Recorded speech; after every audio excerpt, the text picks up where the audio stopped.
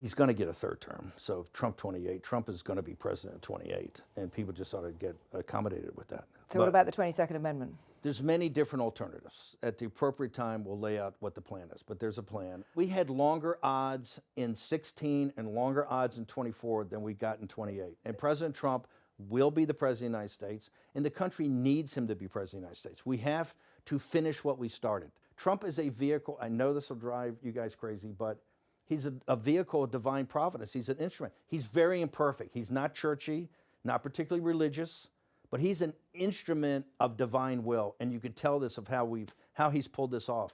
We need him for at least one more term, right? And he'll get that in 28. You're not driving me crazy. I'm trying to understand the coherence of the things you've just told me. On the one hand, you've said the Constitution is fit for purpose. Secondly, you've said that President Trump needs another term, even though the 22nd Amendment makes pretty clear that he cannot have another term. Why does it make that clear? Because he's on his second term already.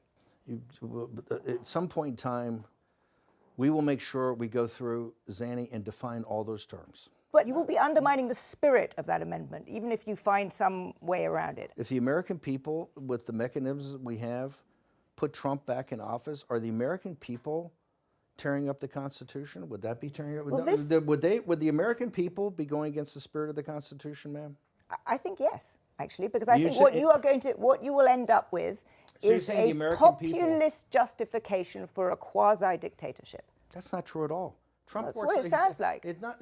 Trump is a dictatorship. Did you just see the compromises he had to make on the big, beautiful bill? You see the compromises he has to do on everything, on accommodating Zelensky, on what President Trump. President Trump is nothing but a series of negotiations to kind of keep this thing rolling forward, where he's having trade-offs all the time. Steve, you've just spent the last 20 minutes telling me we have to smash the other side. There's no room for debate. There's no room for compromise. We must smash them. And now you're telling me this is a negotiation. I mean, that's no. I guess that's why it seems to me some kind of tension there. First off, the only way President Trump wins in 2028 and continues to stay in office is by the will of the American people.